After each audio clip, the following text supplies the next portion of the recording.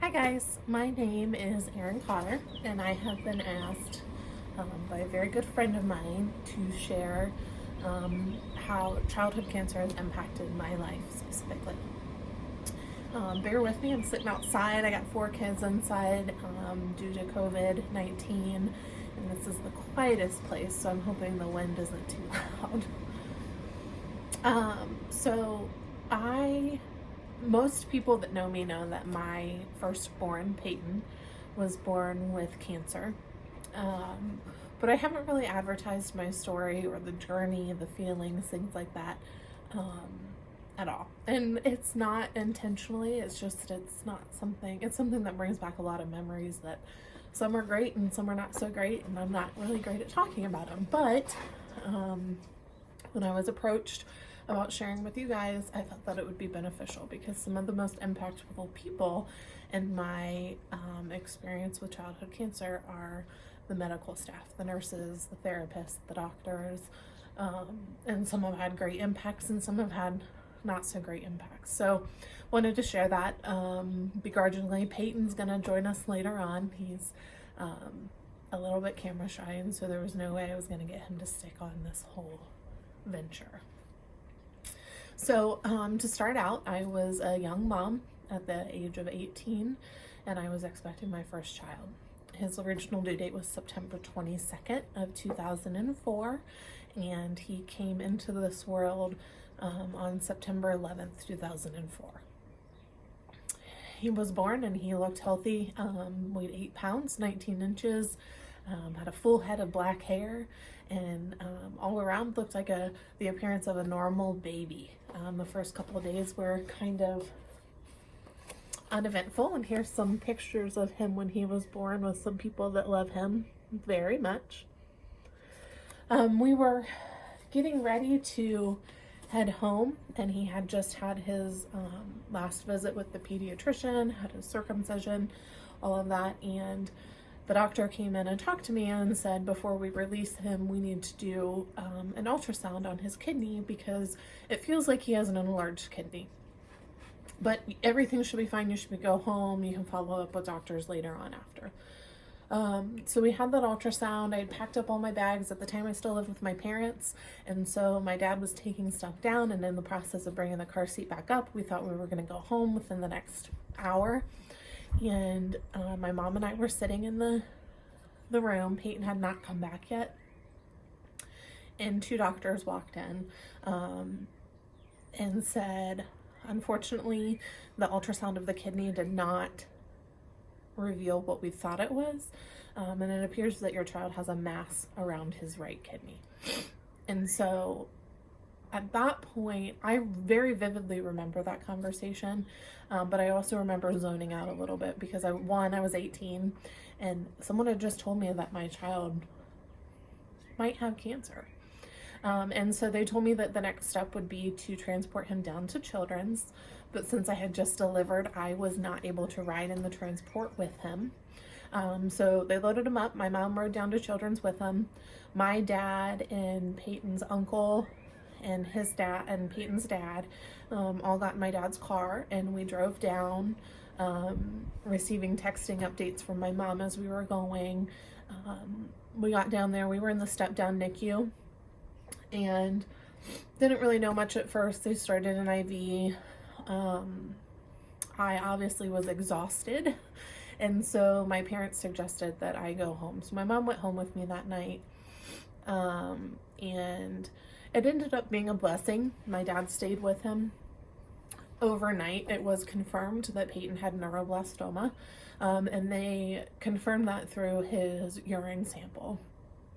They also started his IV. So I'm thankful that my dad was there for things that probably would not have been easy for me to hear. And I went home with my mom, and I was down there the next morning pretty early. So that next day, we spent the day in the step-down NICU. We had a lot of guests, a lot of people coming in, pastors, family, friends, and we were, visiting and cherishing those moments. I remember sitting in the room by myself and still thinking, when am I going to wake up from this nightmare? And that time we didn't have a lot of questions or answers to our questions. We just knew that it was neuroblastoma. It wasn't staged at that point. And we were waiting to meet with the oncologist and see what next steps were. When we met with them, they explained to us that he needed to have an MIBG scan, CAT scan, and an ultrasound. And so they quickly got those scheduled. And at this point, he's 3 days old. So 3 days at Children's, and we had surgery at 5 days old. They determined that they needed to go in and at least get a biopsy.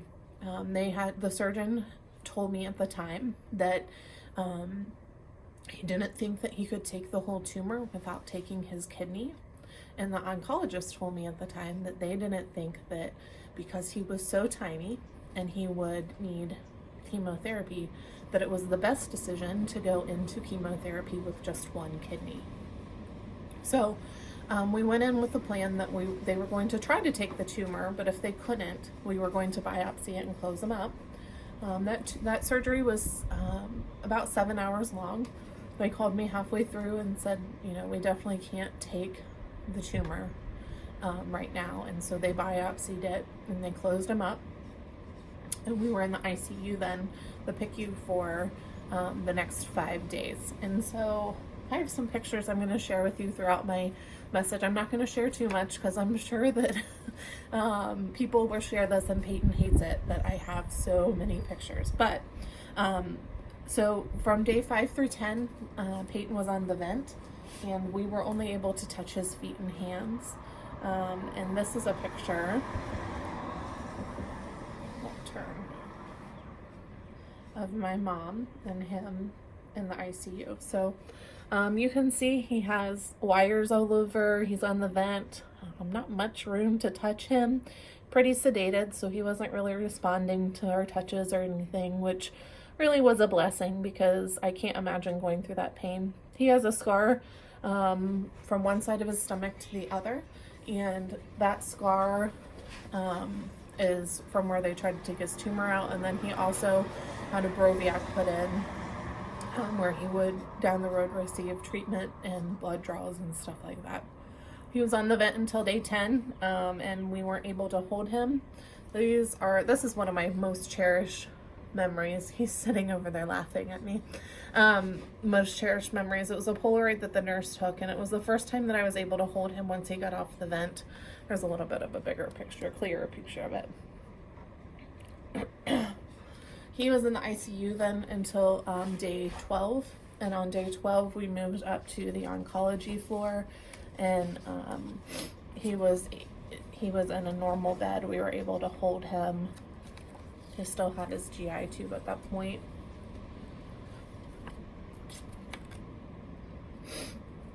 And so at that point we were supposed to decide treatment options, and it was kind of unique. His tumor was the size of a 4-year-old's tumor that they typically would find in an 8-pound baby. So they were trying to figure out the best approach, and they said, neuroblastoma, his staging was 2B.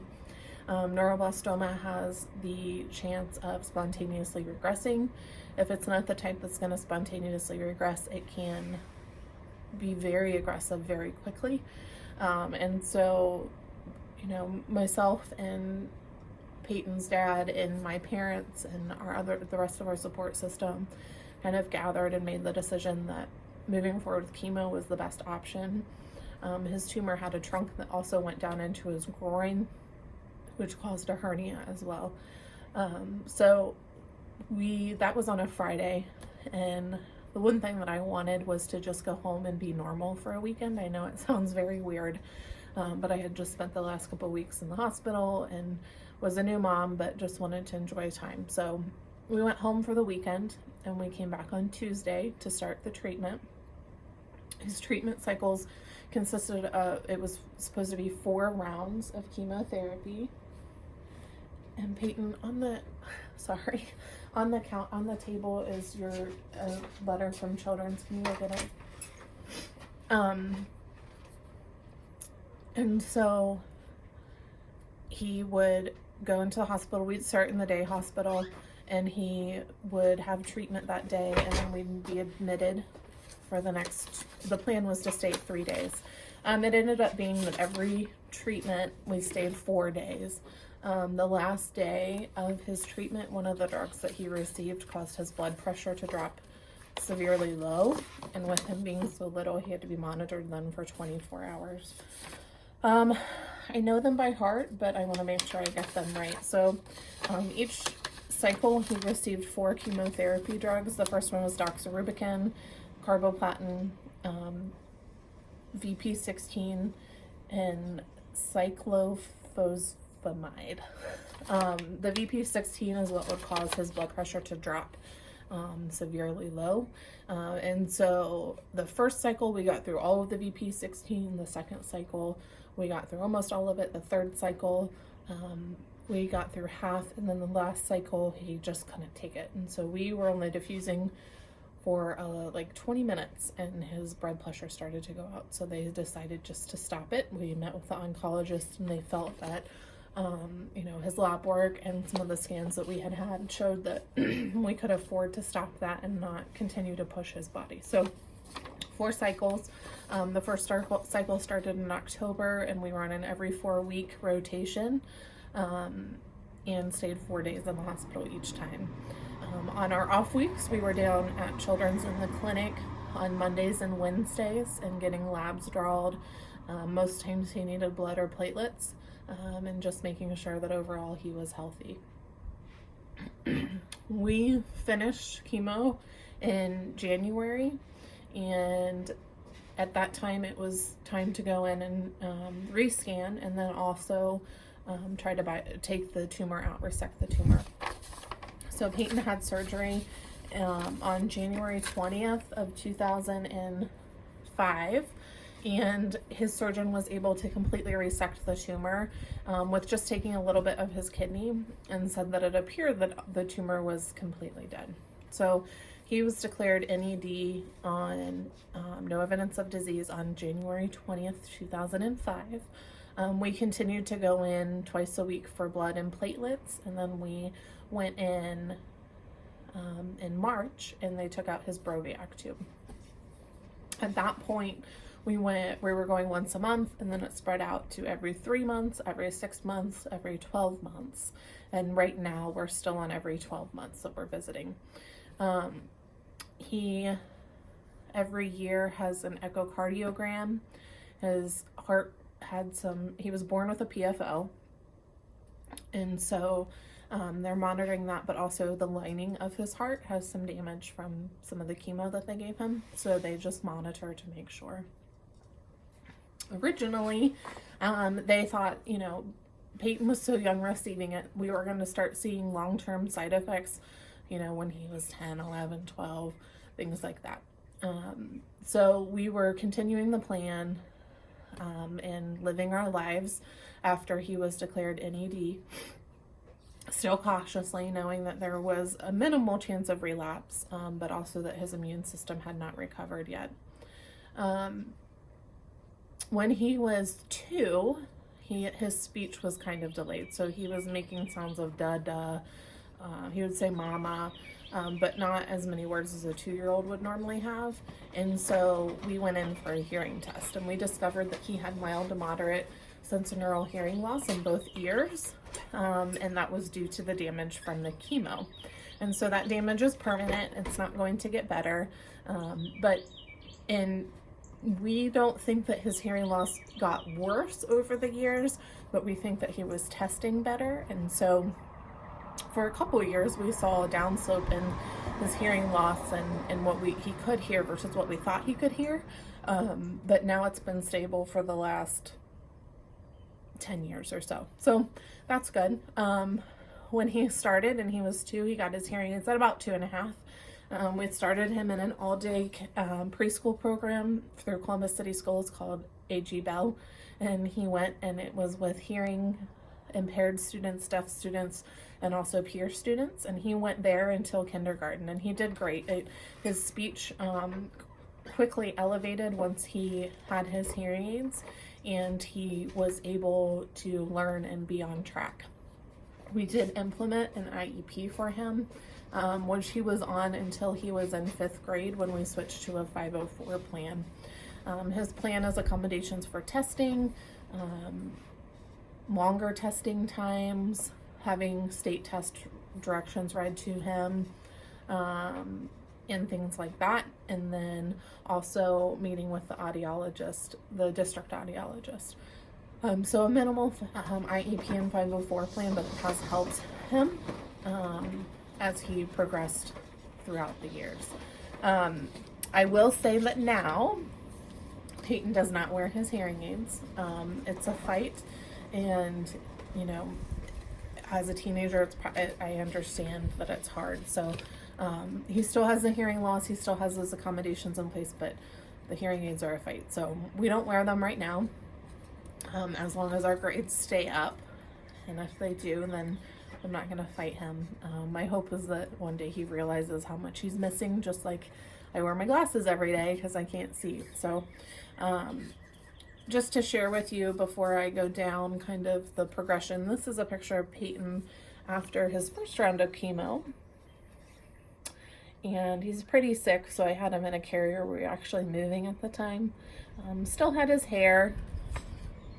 This is him after that same round. And then we had to shave his hair around November of that year because it was falling out and patchy, and so we shaved his hair. I will say at the time we didn't realize that he looked so sick, but now looking back on pictures, you can definitely tell he was sick. We obviously thought he was the cutest baby in the world, and didn't see that. But this is his first Christmas with his little bald head. And this is during one of our treatments.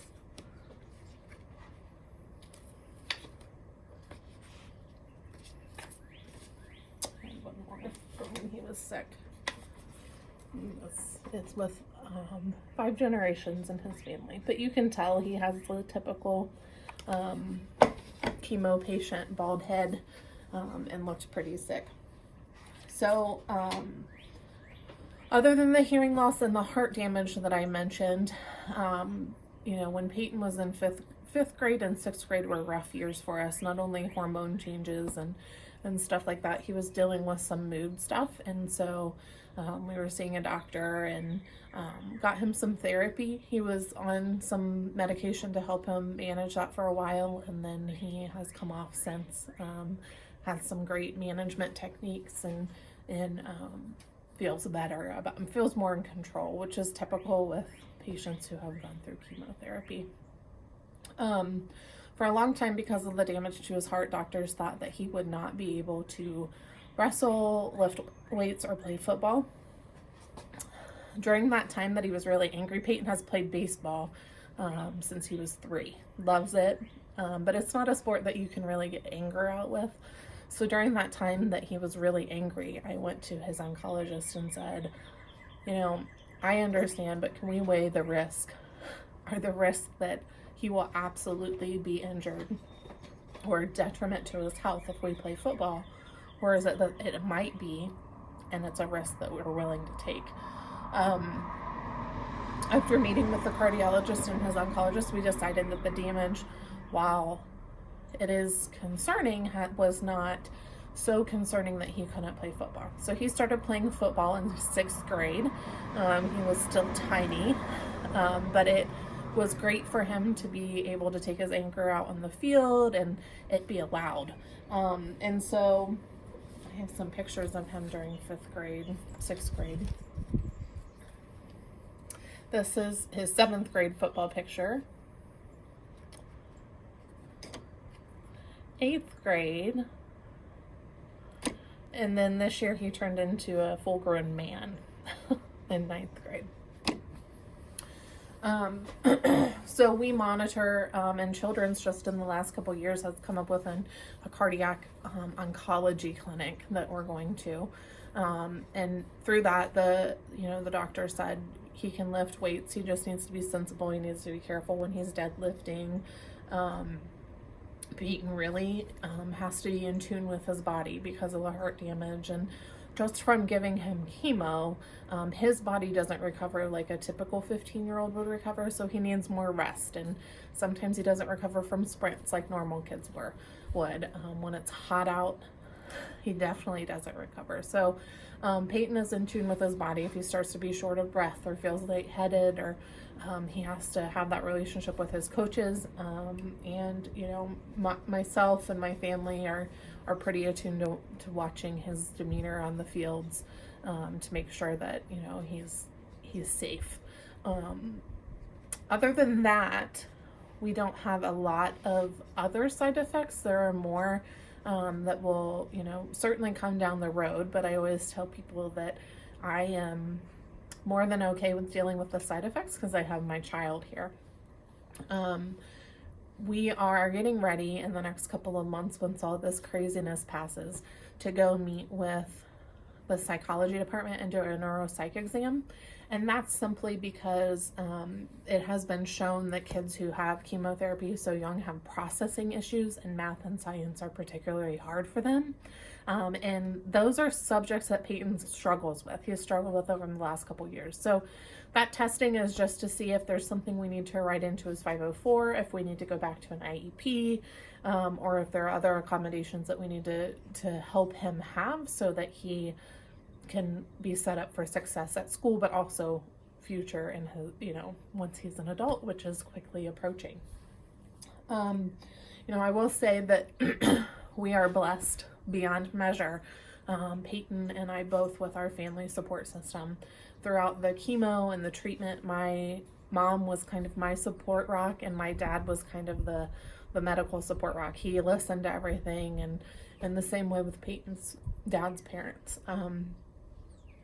It continues to be that. I'm thankful that they, one, live so close to us, but two, have been involved in Peyton's health journey from the beginning, and kind of are a second set of ears for me when we're going through things.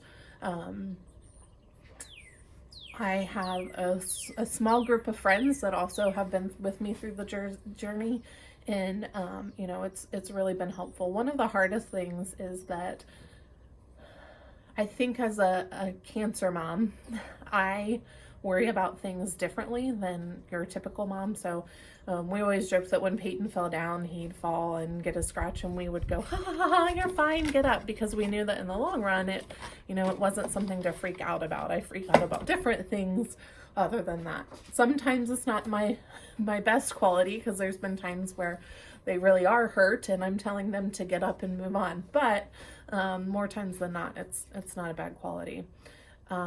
With that, though, I have been blessed to have a network of cancer moms and cancer parents. We don't want that title. We never asked for that title, and we certainly hope that nobody else in this world has to have that title.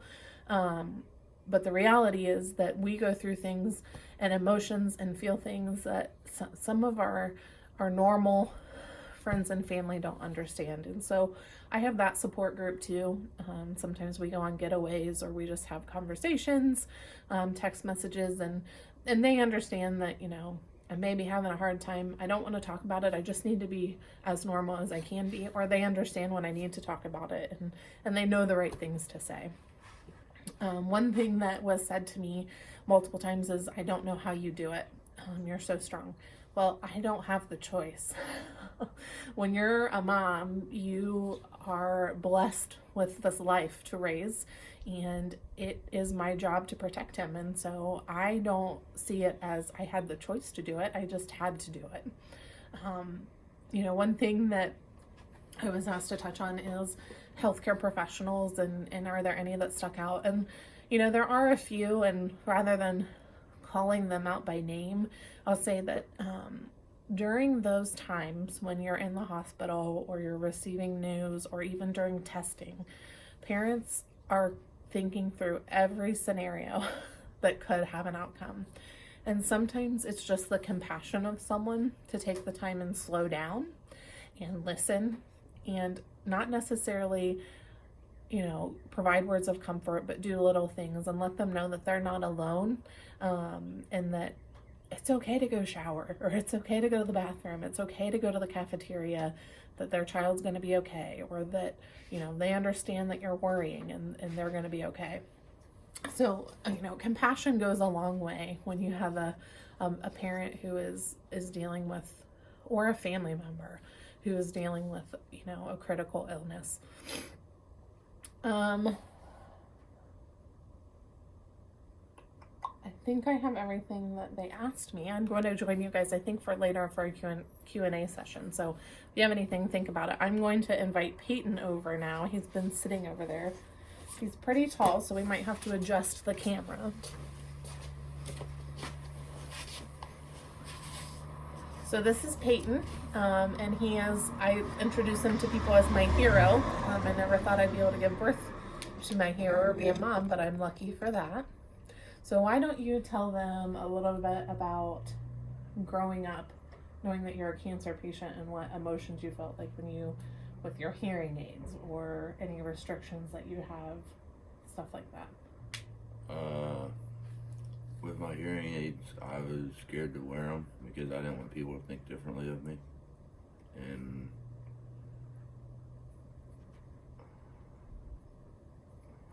so what feelings do you have? Like, we just recently went for testing last month. What feelings do you have when you go through that? When you know we're approaching testing, you're waiting for results, things like that. I always get nervous when we're waiting for results, or like right before I go to testing.